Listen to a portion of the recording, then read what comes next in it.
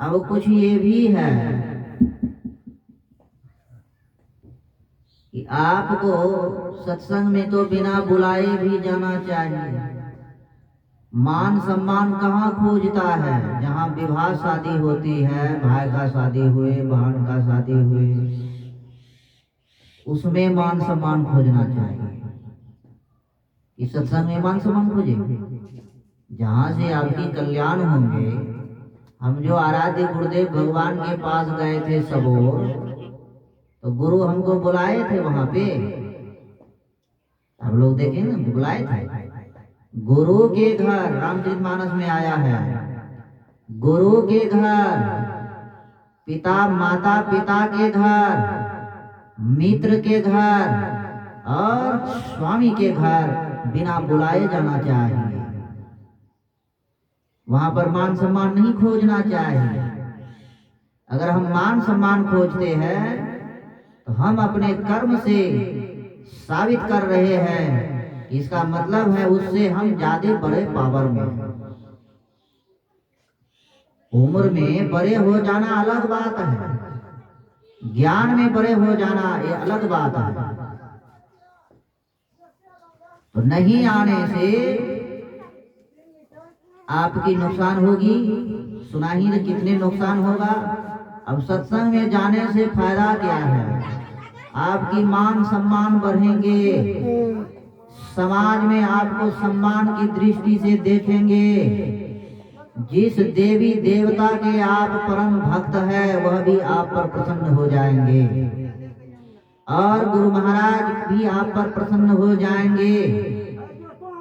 आप में जो भीतर के पाप की वासना जागृत होती है वह भी धीरे धीरे खत्म हो जाएगा।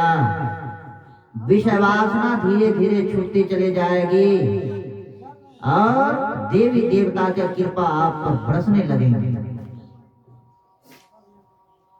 तो जाएंगे तब ना, जाएंगे ही नहीं। कतने दिन हमारा ये काम है, खेत वाला काम है, तो गधा वाला काम है, तो बैल वाला काम है, भालो वाला काम है।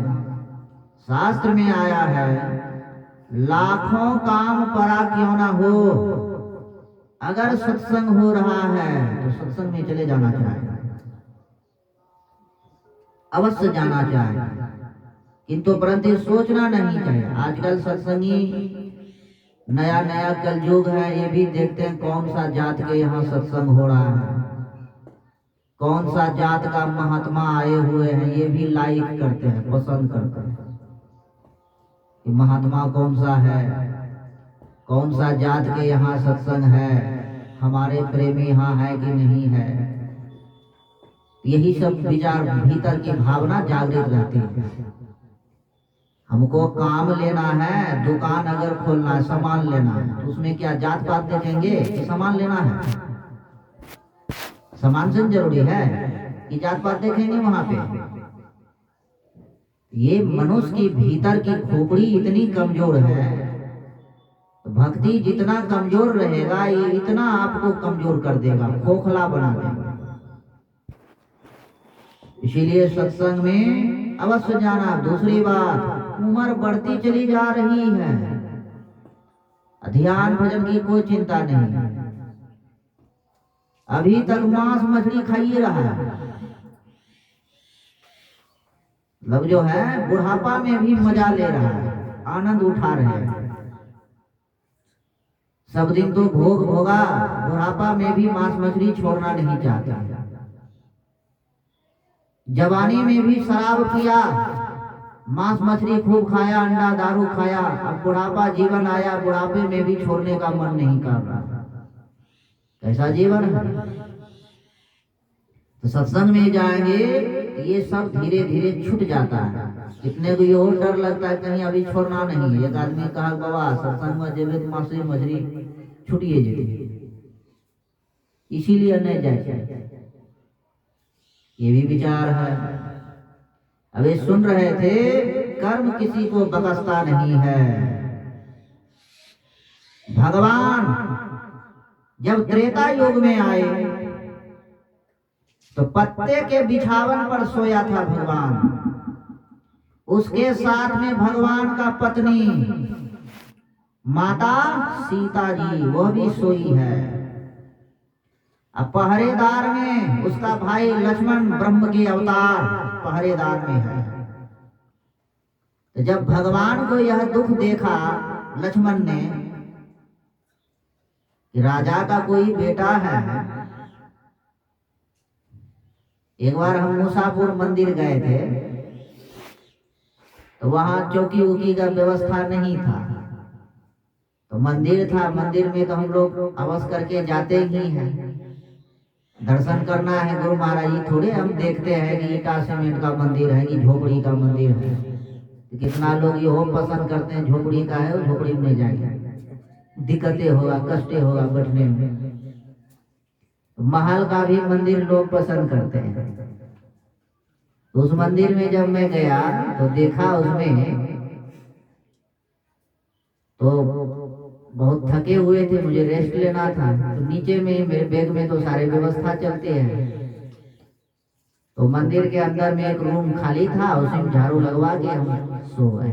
1-2 घंटा सोए ना, तो शाम हुई तो शाम में बहुत लोग जमा हो गए। बाबा आए तो देखे, कहते बाबा नीचे में ही सो गए बिछावन। तो क्या करेंगे, किसको कहेंगे चौकी लाइए, तकिया लाइए, मखमल लाइए, गद्दा लाइए। तो जो है वो लोग को शर्म लगा तो अपने आप जो है कि पहुंचाया। हम लोग जल्दी मांगते नहीं हैं, लेकिन मांगते हैं बड़ा हिचक के, सोचते हैं कि कौन देगा या नहीं देगा, बड़ा भीतर में पहले सोचते हैं। अगर नहीं दिया तो बड़ा मन को दुख होती है। इसलिए बड़ा सोच समझ के मांगना पड़ता है, किससे मांगे किससे नहीं मांगे ये भी देखना पड़ता है। ऐसे जब भगवान पत्ते के बिछावन पर सोया है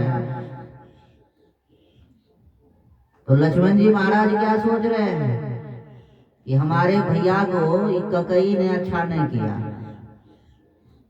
घर महल ले लिया, एक ककई ने मेरे भैया को दुख देने का काम किया। ककई को दोष लगाते हैं।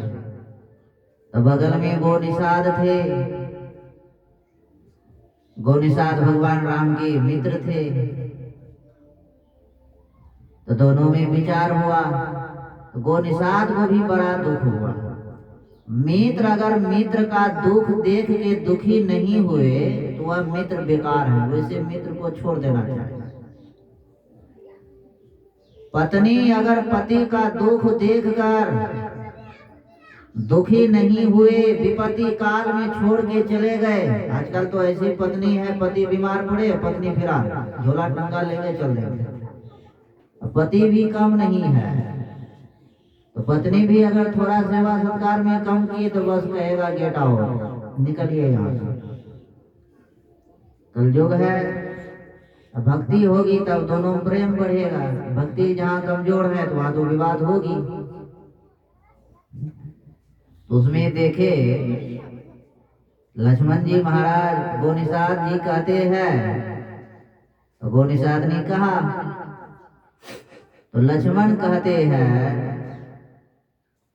बोले लखान मधुर मृदु वाणी,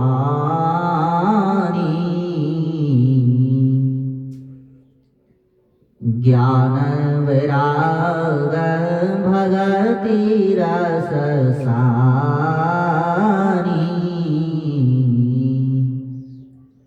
लक्ष्मण जी कहते हैं गौनिषाद को, बड़ा मधुर से बोलते हैं। आजकल किसी से अगर मधुर बात करेंगे तो बड़ा अच्छी लगता है। और थोड़ा वही कंटा रुबाब दिखा दीजिए तो कहेगा वो ये आदमी खराब है। महात्मो अगर आप बढ़िया से प्रेम से बात कीजिए किसी से तब तो फलना बाबा खूब बढ़िया नंबर 1 का है। जहाँ अगर प्रेम से बात नहीं किए तो बस कहेगा ये फलाने बाबा अच्छा नहीं है। तो सत्संगियों में भी देख लीजिए, अगर सत्संगी में भी सत्संगी अच्छी तरह से बात नहीं बनता है तो कहेगा ये फलाने सत्संगी अच्छा नहीं है। सत्संगी का भी निंदा करते हैं। इसीलिए लक्ष्मण जी महाराज कहते हैं प्रेम से बोलिए, वाणी जो है प्रेम से निकालिए। प्रेम से जो बोलेंगे तो बोलने में भी आपको सुख लगेगा, और जिसको बोलेंगे उसको भी सुख लगेगा, अच्छा लगेगा। नहीं अच्छा लगता है तो सुख की बात होती है। इसलिए प्रेम से बोलने लक्ष्मण जी महाराज कहते हैं जो वाणी बोलते उसमें प्रेम होना चाहिए, मधुर होना चाहिए, मिठास होना चाहिए, ज्ञान होना चाहिए, उस वाणी में वैराग होना चाहिए। अब प्रेम से बोलते हैं, ज्ञान नहीं है, वैराग नहीं है, भक्ति नहीं है, तो वह वाणी भी बेकार है। आजकल अब बोलिए प्रेम से दादा पोता को कहते हैं प्रेम से कि पोता हम मधु खाए तुम भी थोड़ा खा लो, या हम अकेले तुम खा लो थोड़ा। वाणी तो प्रेम हुआ, लेकिन उस वाणी में ज्ञान नहीं है, वैराग नहीं है, भक्ति नहीं है। तो कारण क्या है? वह वाणी तो ज्ञान नहीं है। ज्ञान है तो अब जो आप जो मधु खाते हैं तो दूसरे को भी, बच्चे को भी वो संस्कार बना रहे हैं, मधु खिलाते हैं। आप भी गांजा पीते हैं, दूसरे बच्चे को भी कहते हैं आला पी भी ला, तुम पी भी ला। तो प्रेम तो प्रेम की तो भाषा हुआ, लेकिन ज्ञान वैराग भक्ति नहीं है उस भाषा में। ज्ञान भी आवश्यकता है। कुछ आजकल बुजुर्ग लोग को भी देखिएगा, बूढ़ा उम्र एकदम बाल पक गया है, पूरा तरह से उजला हो गया, और जो है गांजा, भांग, दारू, सिगरेट, तंबाकू, खैनी, मधु चबाते हैं। हम लोग, एक आदमी कहा कि हमसे बात नहीं करते। मैंने कहा तुम जो दिन भर नशा में चूर रहता है, तुमसे क्या बात करेंगे?